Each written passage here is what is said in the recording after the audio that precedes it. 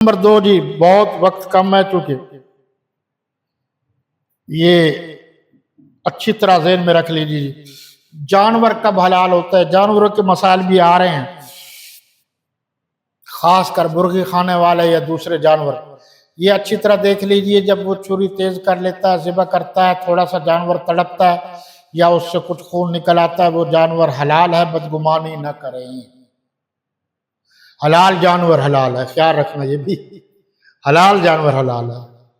اب آپ کہیں کہ جی بکری تو حلال ہی ہے، چوری کی ہوئی تو کیا ہوا، ہم نے تکبیر پڑھ لی ہے نا، ہو گئی حلال۔ اس طرح نہیں بھائی، رزق حلال کی طرح یہ بھی حلال ہے۔